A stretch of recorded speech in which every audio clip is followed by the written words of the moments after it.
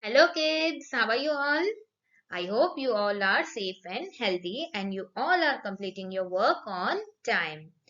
Children, this is part 3 of chapter number 8, Grandfather Fights an Ostrich. And as our explanation part is done, today we are going to do textual exercise. Let's start. Children, see on page number 79, exercise A. Number these sentences in the order they occur in the story. Now children, here 8 sentences are given and you have to arrange these sentences. You have to give number to these sentences in the order they occur in the story. Means which situation has occurred first in the story. That for that situation you have to give number 1, then number 2, then number 3. First of all, read each sentence. The ostrich begins to run after grandfather. Grandfather falls down and the ostrich is about to kick him. Grandfather's horse meets with an accident. Grandfather runs as fast as he can to save his life. The dog's bark scares away the ostrich. The dog begins to chase a hare. An ostrich is startled by the noise. Grandfather decides to take a shortcut to his work. So, now you know the story. Now, which situation had occurred first in the story, children? Yes, the grandfather's horse meets with an accident. So, this is the number one situation that occurred in the story. So, like this, you have to give numbers to those situations which occurs after this sentence. Okay.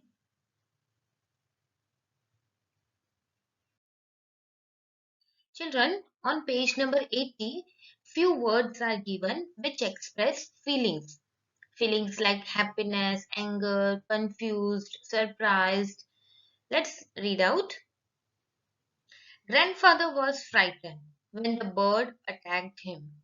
If you were in his place, how would you feel?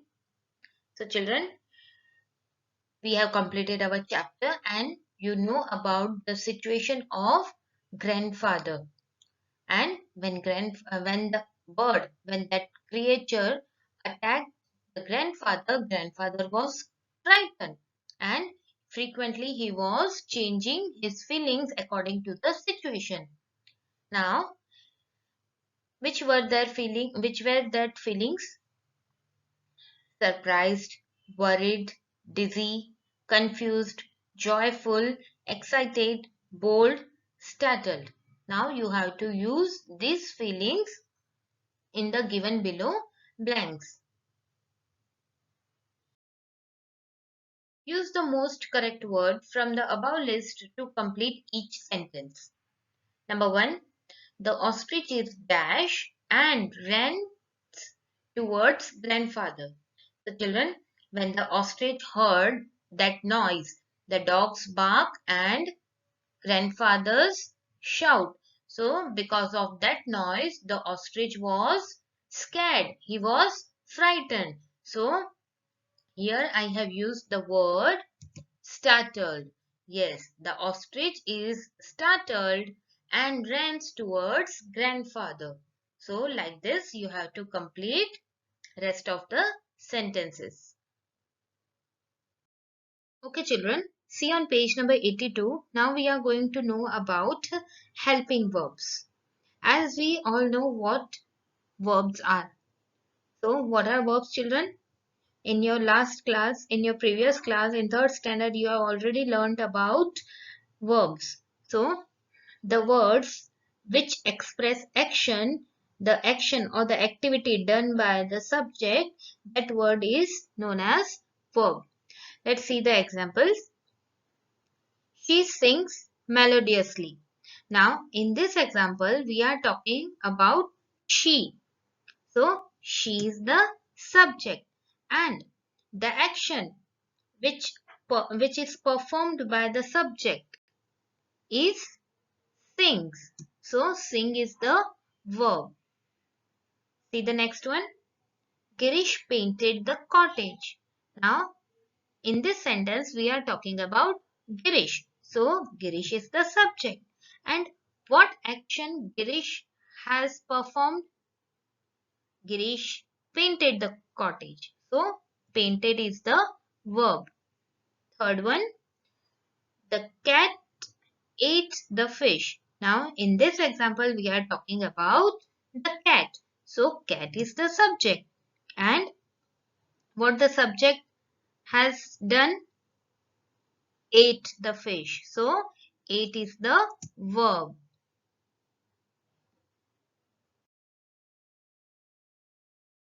Okay children, now let us know what are helping verbs.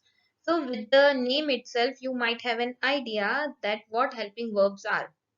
Helping verbs means the verbs which help the main verb. Look at this example children. Mayur is writing a letter. Now in this example about whom are we talking? About Mayur. So Mayur is the subject. And which activity is Mayur doing? Which action is Mayur performing? Writing a letter. So writing is the main verb. And before this main verb, I have used a word is. So is the helping verb in this sentence. Now what is the use of helping verb children? Helping verbs help the main verb to make the sentence meaningful and denote the time of an action. So is the helping verb in this sentence. Now see this example. Every child should pray with his grandfather. Now in this sentence about whom are we talking? About child. So child is the subject. Now what does a child should do? What action should a child perform? Pray. So pray is the main verb in this sentence. But before this main verb, I have used a word should. So should is the helping verb in this sentence. Understood? To make the sentence meaningful. Look at this example. Children were playing indoors. So about whom are we talking? About children. So children is the subject in this sentence. And what action did the children perform? Playing. So playing is the main verb in this sentence. The action word. And before this word, I have used a word were. So were is the helping verb in this sentence because to make the sentence meaningful and to denote the time of an action. So what is the use of helping verb children? Helping verbs are used to make the sentence meaningful and to denote the time of an action. Now look here children.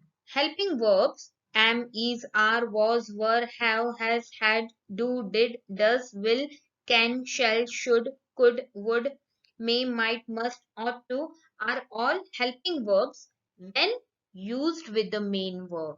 Children, be clear about this thing children. Whenever we are using these helping verbs is, am, are, was, have, has, can, could with the helping verbs with the action words, then only they are considered helping verbs. Understood? And helping verbs are always placed before the main verb. Understood? Whenever your main verb is coming in a sentence, before that you have to use your helping verbs. Look at these examples children. She is 16. Now, she is 16 means she is 16-year-old. Now, what is the subject? She. Is she performing anything? Is she doing anything? No. So, what is the verb? Is. I'll explain you later how is become the verb. Look at this example. I am very happy today. Now, what is the subject? I. Am I doing anything? Am I performing any activity? No. But the verb is am. My father has a blue car. Now, about whom I am talking? My father. So, my father is the subject. And is my father doing any activity? Is he performing any action? No. So, no action word is there. So, what is the verb? Has. He was a strong soldier. What is the subject? He. And is he performing anything? Is any action word given in the sentence? No. So what is the verb? Was.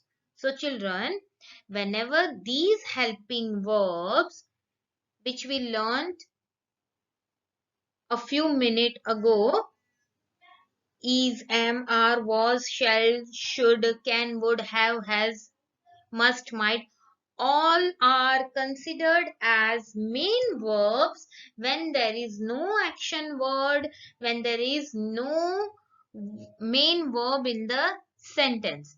So automatically these verbs is, has, am, was, shall, should, can, could, they become the main verb in the sentence. Are you getting any action word in the sentences? No. So all these verbs, all these helping verbs will become the main verb. Understood? Okay children, on page number 83, look at exercise C. Underline the helping verb and circle the main verb in these sentences. Here 6 sentences are given and you have to underline the helping verb and circle the main verb. You now know that what are main verbs and what are helping verbs. What are main verbs, children? The word which has action. The action words are called the main verbs. And what are helping verbs, children? The words is, am, are, was, has, had, shall, should, which come before the main verb, which help the main verb to make the sentence meaningful and to denote the time of an action. Understood? Now, see sentence number 1. We have learnt about helping verbs. Now, what is the subject? We. Now, what was the action performed by the subject? What is the action word in the sentence? Learnt. And before this verb, which word I have used? Have. So, have is the helping verb and learnt is the main verb in this sentence. Now, your homework is that you have to do rest of the sentences. I will be asking you about this in our Zoom classes. Understood? Now, take a note, children, that the topics which are on page number 81 and 83, adverb of time, place and manner and apostrophe. These two topics we will be doing along with our grammar units. Understood? Because this unit we have to do in detail, and diary writing also we will be doing in 5th standard in detail. Understood? Bye bye. Good day.